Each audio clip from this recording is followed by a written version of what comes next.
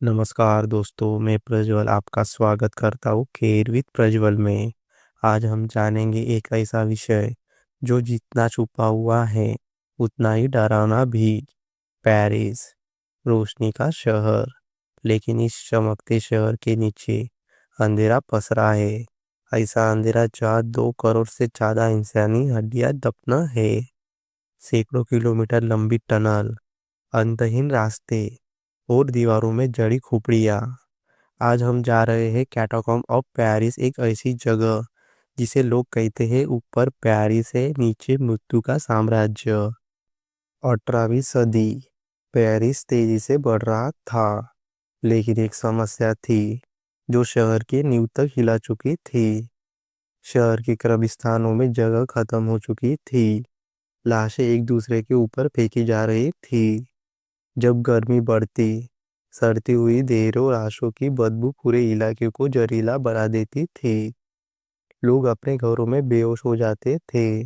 बच्चों में अजीब बीमारियां फैलने लगी और डर का माहौल ऐसा कि कोई रात में उस दिशा में जाता भी नहीं था।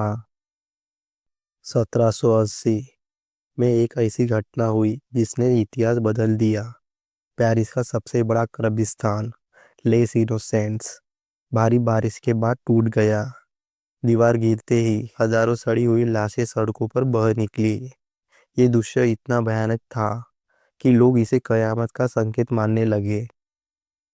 शहर की परिषद ने तत्काल आदेश दिया, सभी कब्रिस्तानों को खाली किया जाए, लाशों को, शवों को एक सुरक्षित जगह ले जाया जाए। लेकिन वह जगह कहाँ होगी? उस समय पेरिस के नीचे पुरानी लाइमस्टोन खदानें मौजूद थी, कई किलोमीटर लंबी, अंधेरी, नमी से भरी और बिल्कुल खाली। सरकार ने फैसला कर लिया, इन खदानों को मौत का घर बनाया जाएगा। 1786 में आधिकारिक आदेश जारी हुआ, हर रात एक गुप्त सेरेमनी होगी। लाखों कंकाल, हड्डियों से भरी गाड़ियां और प्रीस्ट जो हर बैच को प्रेयर्स के बाद नीचे उतारते। ये प्रक्रिया 12 साल चली। 12 साल बिना रुके, हर रात सिर्फ हड्डियां। लेकिन सिर्फ उन्हें फेंका नहीं गया, हड्डियों को दीवारों में सजाया गया, जैसे किसी कलाकार ने मौत को डिजाइन कर दिया हो। स्कल वॉल्स, बोन्स पिलर्स और गलियारे जो डेड आर्ट की तरह दिखते हैं। और ऐसे शुरू हुआ कैटाकॉम्ब ऑफ पेरिस का जन्म। कैटाकॉम्ब का रास्ता पेरिस की चमकती सड़कों से शुरू होता है। ऊपर कैफे, म्यूजिक, हंसी और कुछ ही मिनट बाद धीरे धीरे रोशनी गायब होने लगती है। जैसे ही आप पहला कदम नीचे रखते हैं, हवा बदल जाती है, तापमान अचानक ठंडा हो जाता है और आपकी सांसें दीवारों में घुसने लगती है। सैकड़ों सीढ़ियाँ, घुमावदार रास्ते, पैरों की टिक टिक दीवारों में टकराती हुई। नीचे पहुंचते ही आपको एहसास होता है, आप अब पेरिस में नहीं है, आप उस दुनिया में प्रवेश कर चुके हैं जहाँ कभी जीवित लोग नहीं आते थे, जहाँ सिर्फ खामोशी रहती है और मौत की कहानियां जुड़ी है। कैटाकॉम्ब में जो पहली चीज आपका स्वागत करती है, वो पत्थर की दीवार नहीं, वो है इंसानी खोपड़ियाँ। खोपड़ियों में लंबी लंबी पंक्तियाँ, हड्डियों से बने आर्च, और बीच बीच में ऐसा लगता है जैसे कोई चेहरा आपको घूर रहा हो। ये सिर्फ बोन्स नहीं, ये इतिहास है। हर हड्डी एक कहानी है, लेकिन कोई बता नहीं सकता किसकी। आज जो हिस्सा टूरिस्ट देखते हैं वह कैटाकॉम्ब का केवल 1% है। बाकी 99% सील किया गया है। इतना खतरनाक कि सरकार ने वहां जाना कानूनन मना कर दिया है। वजह, नीचे की टनल का असली नक्शा किसी के पास नहीं है। कैटाकॉम्ब एक भूलभुलैया है। कई रास्ते ऐसे हैं जो कहीं नहीं जाते। कुछ गलियारे अचानक खत्म हो जाते हैं, कुछ में जमीन धंस चुकी है। एक्सप्लोरर कहते हैं यहाँ दिशा का कोई मतलब नहीं, आपका दिमाग खुद आपको धोखा देने लगता है। सबसे डरावनी बात, यहाँ की खामोशी इतनी गहरी कि आपको लगता है आपकी धड़कन भी तेज सुनाई दे रही है। मनोवैज्ञानिक कहते हैं ऐसी प्राकृतिक डेथ साइलेंस कहानी दिमाग पर असर डालती है। आपको हेलुसिनेशन होने लगता है। आपको लगता है कोई आपके पीछे चल रहा है, जबकि वहां कोई नहीं होता। कैटाकॉम्ब के मुख्य प्रवेश पर एक पत्थर पर लिखा है, एरेटी CICL एम्पायर डिलोमोड, मतलब रुक जाओ, यहाँ से मौत का साम्राज्य शुरू होता है। और जैसे जैसे आप भीतर जाते हैं, ये लाइन सच लगने लगती है। कैटाकॉम्ब का सबसे बड़ा डर सिर्फ हड्डियां नहीं है। असल डर है उन जगहों का जहाँ जाना मना है। टूरिस्ट सिर्फ 1% देखते हैं, बाकी 99% प्रोविडेंट जोन। एक ऐसा अंधेरा जहाँ कोई भी रास्ता वापस ऊपर नहीं ले जाता। एक ऐसी भूल भुलैया जिसे पूरी दुनिया मिलकर भी नहीं समझ पाई कि यहाँ क्या है, क्यों बंद किया गया, और कौन अब भी चोर छिपे जाता है। प्रोविडेंट जोन एक ऐसा हिस्सा इतना विशाल है कि अर्बन एक्सप्लोरर उसे द एम्पायर कहते हैं। यह एक पूरी अंडरग्राउंड शहर जैसा है। लंबे हॉल, गुप्त कमरे और दीवारों पर रहस्यमय सिंबल। एक्सप्लोरर कहते हैं यहाँ एको अलग तरह से गूंजती है, जैसे कोई आपका जवाब दे रहा हो। 2004 में पुलिस एक रूटीन इंस्पेक्शन के लिए कैटाकॉम्ब में उतरी, लेकिन जो उन्होंने वहां देखा वह कल्पना से परे था। कैटाकॉम्ब के बीचों बीच एक पूरा अंडरग्राउंड मूवी थिएटर। हाँ, सच में। सीटें, स्क्रीन, प्रोजेक्टर और एक बार एरिया जहाँ वाइन्स बॉटल रखी थी। यह किसने बनाया, किसने इस्तेमाल किया, कोई नहीं जानता। कुछ लोग कहते हैं यह कैटाफाइल्स का काम था, लेकिन कई चीजें ऐसी थी जो इंसानी योजना से ऊपर लगती थी। मूवी थिएटर के पास एक छोटा कमरा मिला, जिसे देखकर पुलिस भी डर गई। वहां दीवारों पर सिंबल थे, बीच में एक काली मेज, और कमरे की दीवारों पर लिखा था, डू नॉट एंटर अगेन। किसने लिखा, क्यों लिखा, आज तक मिस्ट्री है। 2009 में एक्सप्लोरर को एक और दीवार मिली, जिस पर लिखा था, स्टॉप डेंजर एट। अजीब बात यह थी कि ये दीवार हाल ही में बनाई गई लगती थी, मतलब कोई हाल ही में यहाँ आया था। लेकिन प्रोविडेंट जोन में कोई ऑफिशियली आता ही नहीं, तो फिर वो कौन था। एक्सप्लोरर बताते हैं कि प्रोविडेंट जोन में कुछ साउंड सामान्य नहीं है। कई बार घंटों एब्सोल्यूट साइलेंस रहती है, और अचानक कई दूर से घिसटने की आवाज आती है। कभी कभी ऐसा लगता है जैसे कोई फुसफुसाया हो, लेकिन फ्लैश लाइट घुमाते ही वहाँ कोई नहीं होता। कुछ टनलों की दीवारों पर पुराने रोमन सिंबल मिले, कुछ जगह इजिप्टियन पैटर्न, और कुछ कार्विंग ऐसे इनका किसी सिविलाइजेशन से कोई मेल नहीं। इतिहासकार कहते हैं ये खदानें 13वीं शताब्दी से पहले की है, शायद इनसे भी पुरानी। लेकिन सबसे डरावनी कार्विंग एक बड़ा सा स्कल ड्राइंग है, जिसकी आंखें सेलिंग तक जाती है, जैसे किसी जायंट स्केलेटन का संकेत हो। प्रोविडेंट जोन के बारे में कहानियां बहुत है। कुछ लोग इसे सिर्फ अर्बन लेजेंड मानते हैं, लेकिन एक्सप्लोरर कहते हैं जो चीजें हमने नीचे देखी है वो इंसानी कल्पना नहीं हो सकती। कैटाकॉम्ब में डर सिर्फ हड्डियों से नहीं है, डर है रास्ता भूल जाने से। यहाँ हर गलियारा अगले जैसा दिखता है, हर मोड़ एक जैसा, हर टर्न आपको कहीं और ले जाता है। और अगर आप बार बार अपना ओरिएंटेशन खो दे, तो फिर याददाश्त, घबराहट सब आपके खिलाफ काम करने लगते हैं। 1961 फिल्बर्ट एक्सपर्ट नाम का एक आदमी कैटाकॉम्ब के नीचे उतर गया। कहते हैं वह एक पुराने गुप्त कमरे की तलाश में था, लेकिन वो गलती से प्रोविडेंट जोन में चला गया। दिन बीतते गए, लेकिन फिल्बर्ट वापस नहीं आया।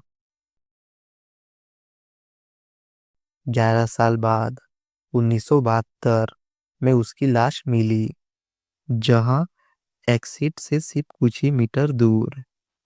उसके हाथ में एक पुरानी चाबी का गुच्छा था। जो शायद उसे बाहर ले जाने वाला था, लेकिन अंधेरे ने उसे हरा दिया। 90s में एक अफवाह फैली कि कैटाकॉम्ब में एक कैमरा मिला जिसमें एक आदमी घंटों तक टनलों में घूमता दिख रहा था, भागते हुए, घबराते हुए, और आखिरी रिकॉर्डिंग कैमरा जमीन पर गिरने की। आज तक यह पता नहीं चला कि वो कौन था या वो फुटेज असली भी थी या नहीं। कैटाकॉम्ब में पुराने एक्सप्लोरर निशान बताते थे, एरो, चॉर्फ मार्क, स्टोन्स, ताकि वापस लौट सके। लेकिन एक एक्सप्लोरर ने गलती से किसी और के बनाए गए निशान फॉलो कर लिए। वो घंटों तक चलता रहा और उस रास्ते ने उसे प्रोविडेंस जोन में धकेल दिया। कहते हैं उसने पैनिक में फ्लैशलाइट गिरा दी, आवाज में टूटते हुए बोला, I can find the way out.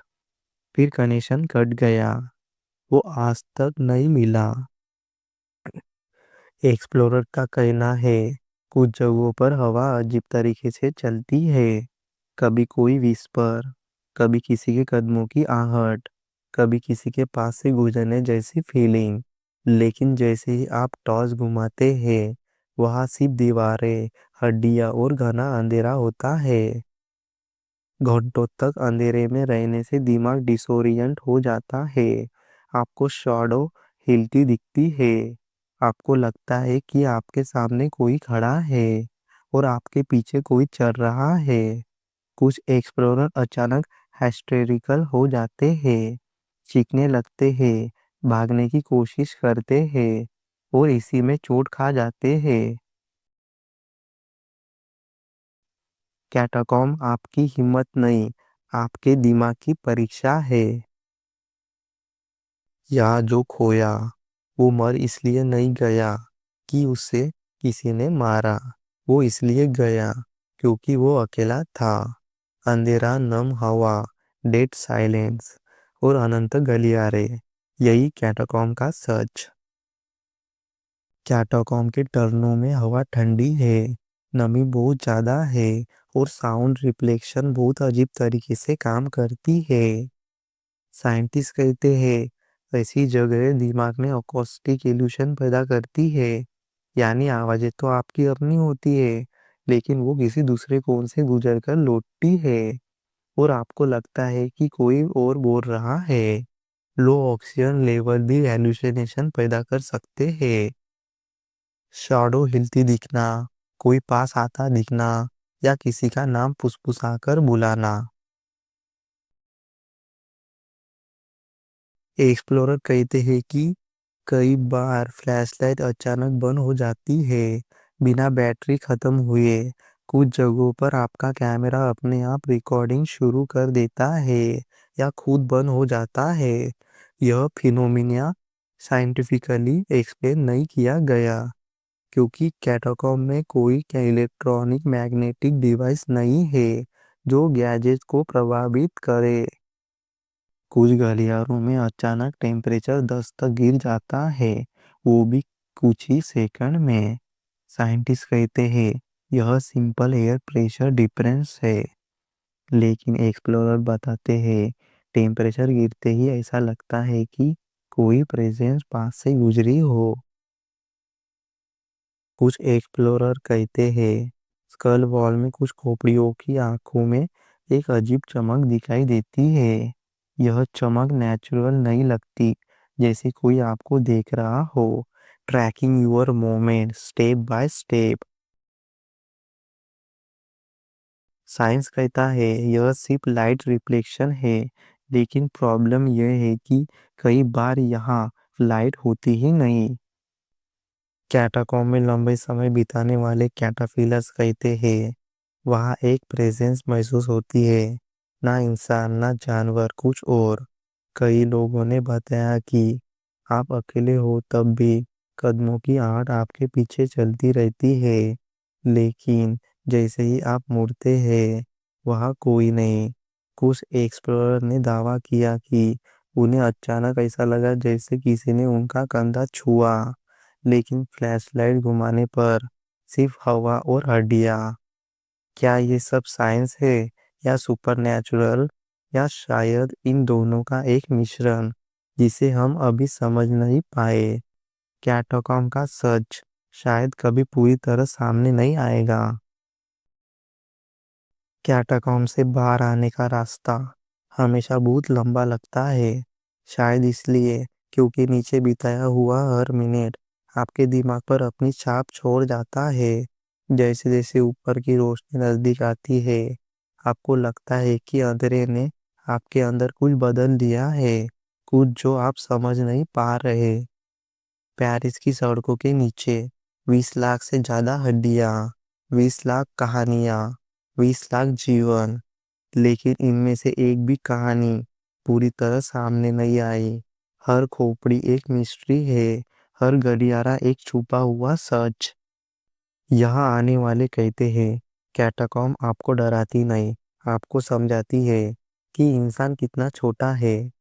ऊपर की दुनिया में हम भागते हैं, दौड़ते हैं, सपने देखते हैं, लेकिन नीचे सब बराबर हो जाते हैं। हर कदम आपको याद दिलाता है, मौत नजदीक नहीं, बस वास्तविक है। पेरिस रोशनी का शहर, लेकिन उन रोशनियों की असली ताकत तभी समझ आती है जब आप उसे नीचे का अंधेरा देख लेते हैं। कैटाकॉम्ब सिर्फ एक जगह नहीं, यह इतिहास, डर, रहस्य और जीवन की सच्चाई सबको एक साथ पकड़कर रखता है। मैं प्रज्वल, आप देख रहे थे ब्यूनो सीरीज में कैटाकॉम्ब ऑफ पेरिस, मौत की भूमिगत नगरी। अगर यह कहानी आपको पसंद आई तो इस वीडियो को लाइक और शेयर जरूर करें और कमेंट में बताइए अगली बार किस रहस्यमय जगह पर हमारी यात्रा होनी चाहिए। ऊपर की दुनिया में वापस आ गए हैं, लेकिन कैटाकॉम्ब का अंधेरा शायद आपको आज रात याद आए।